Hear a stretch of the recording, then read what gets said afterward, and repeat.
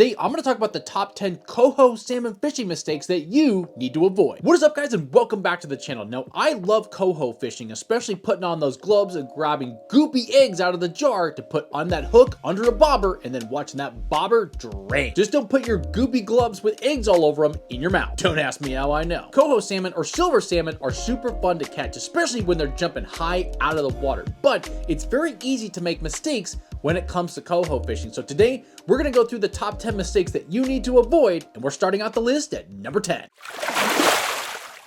Now, coming into mistake number 10 is overfishing certain spots. And you would think with a lot of salmon and a lot of coho salmon in the rivers, the tributaries, the creeks, and then coming in from the ocean, that this wouldn't be a thing. But as coho salmon start to move up the rivers and move to their spawning grounds, there's going to be certain pockets and spaces where you're going to have big clusters or just big groups of salmon, coho salmon in particular, staging up to get to the spawning ground. Especially if rivers are low and clear or getting hit super hard, you're going to have a gazillion baits and a lot of pressure on certain portions of the river or body of water that you're fishing. And when you find fish, you definitely don't want to leave fish. So one of the things that I like to do, let it rest a little bit. Don't be throwing baits in there just constantly for hours and hours on end. Give it a 15-minute break.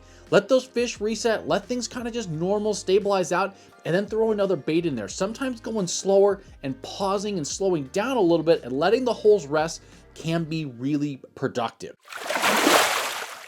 Now, coming into mistake number 9 is fishing stale bait. Now, when I think about this mistake, if you've got leftovers in the fridge that are 4 or 5 days old, say like cold pizza is great the day after, but not 4 days after it's been cooked. It doesn't taste as good. And the same thing with baits when it comes to coho salmon fishing. You want the freshest bait possible, or something that's maybe a day old. If it's mushy, if it's oogie, if, say, your sand shrimp are not alive anymore, if your eggs just have a mustiness to them, if you're working herring or anchovies, or even just old, a day old tuna and it doesn't smell right and it's mushy and not good, you need to throw that bait out, and you need to start out with fresh bait. I can't tell you how many times putting fresh bait into stuffer baits, putting fresh bait under bobbers, fishing fresh bait makes a big difference, especially when you're farther away from the ocean, wherever you're fishing. As those coho salmon come up the rivers, the farther you are away from the ocean, the more critical it is to have the freshest bait possible. Now, that's not to say a bait a day old may not get bit, or 2 days old. That maybe can happen. You might get lucky, but overall, if you want to gain more success and catch more coho salmon, you need to have the freshest bait possible fishing.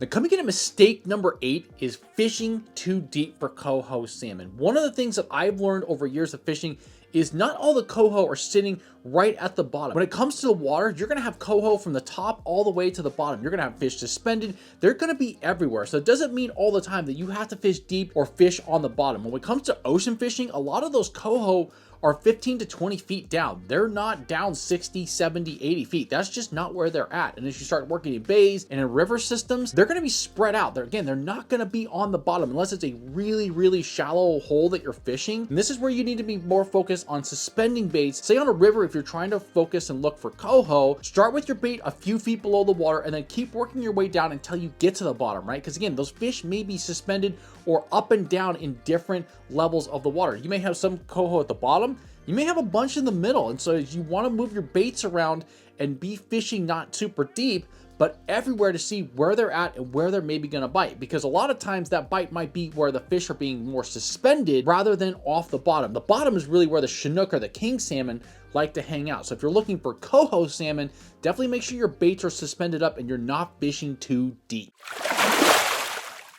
Now, coming in at mistake number 7 is cutting the season short. And here's what I mean by that. Now, where I'm from in the Northwest, coho salmon fishing starts out in the ocean sometime in the June, July timeframe. And coho salmon fishing goes all the way past even Thanksgiving. But a lot of times I see anglers just giving up and they're done by mid-October, which you shouldn't be doing, because there's still a lot of coho salmon around. They're still coming in from the ocean to get to the spawning ground. Just because the weather has changed and you think there's just not as many coho around and you're not getting bites, they're still moving through the system for months and months on end. I've seen guides, I've had friends, I've even myself have caught coho around Thanksgiving time. They're still around. Now, some of them may be chrome, some of them may be really, really dark because they've been around for a while, but there is still coho out there. So cutting your season short or just not fishing the entirety of the season, which again is like June, July, all the way till the end of November, you're not giving yourself an opportunity to get a few extra days of fishing in and get those few extra bites and potentially fill the freezer up with some delicious salmon. So take advantage, get out there and extend your fishing season and don't cut yourself short.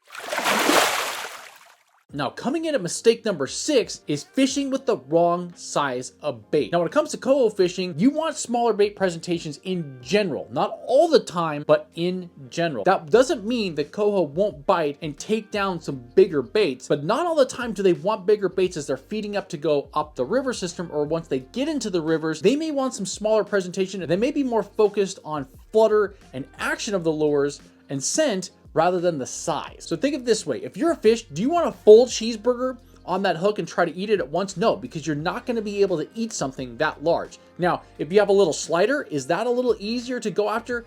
Absolutely. So when it comes to your fishing baits, you don't want to throw out the most gargantuan, the biggest size baits as possible. When it comes to spoons, spinners, stuffer baits, you've got real bait like herring and anchovies and egg clusters, even twitching jigs. Again, you don't want to have to go with the biggest bait possible because a lot of times the coho just want to feed on little bait fish. So as you're going out fishing, be really aware of the size of bait that you're fishing. And sometimes it might be too large. I don't think you can go too small, but you definitely can go too large. And if you make those slight adjustments, you're definitely going to see your hookup and land ratio increase.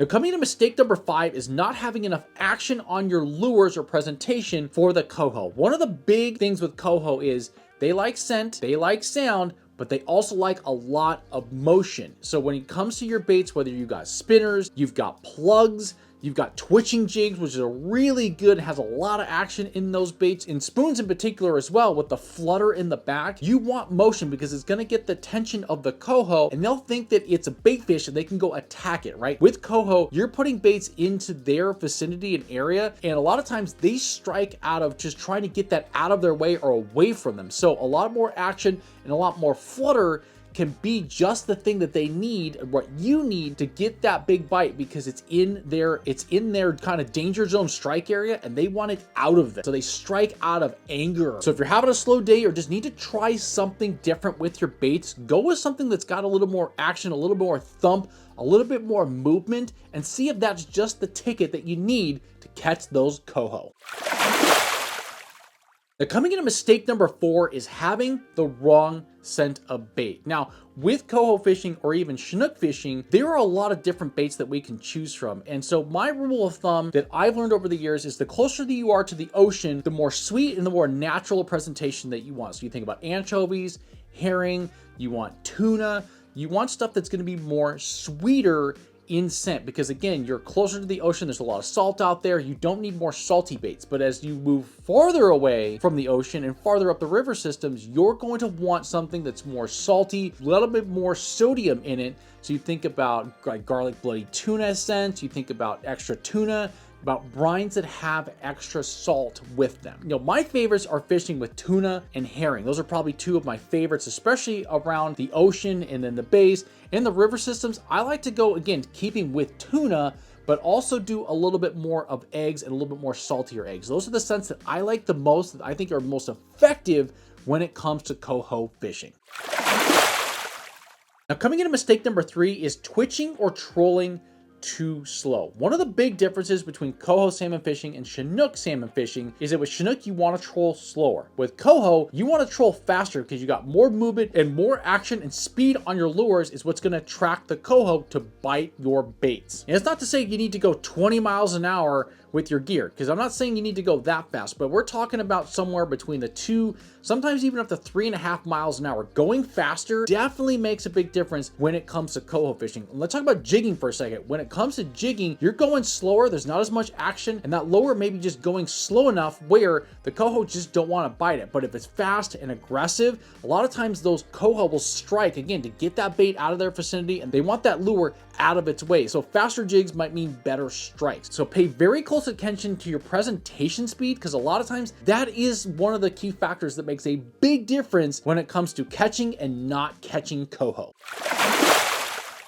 Now, coming in at mistake number 2 is missing the dawn or dusk bite. And again, In salmon fishing in general, the early risers and the people that stay late are the ones that are going to get the most bites. Now, that's not to say throughout the day you can't catch coho salmon at all times of the day, because you can. However, you want the best opportunity to catch the most silver salmon. Definitely going early or staying very late in the day is going to be the best for you. The coho salmon bite really well, especially in the early morning times before the sun hits the water. And a lot of times guys are out there super early and they're done by the time people are getting to the boat dock at 8 a.m. because sometimes the bite is super fast. In 10-15 minutes, you got your limit of fish super fast. So one of the keys to success, if you're trying to fill a tag, if you're trying to fill your freezer, or you just want to go out and catch a lot of coho salmon, definitely go early or go very late in the day.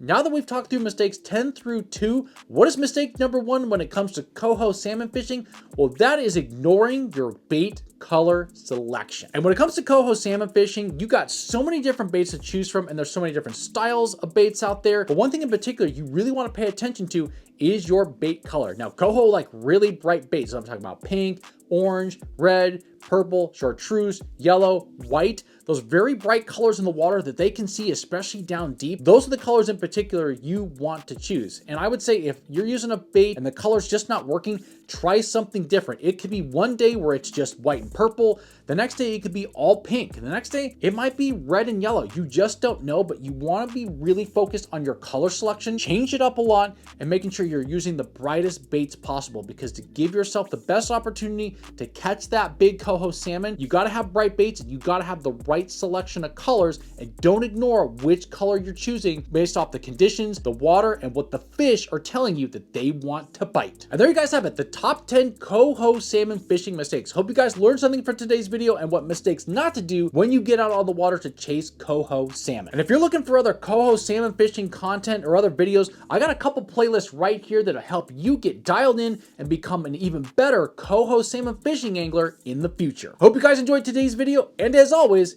if you ain't losing gear, you ain't fishing.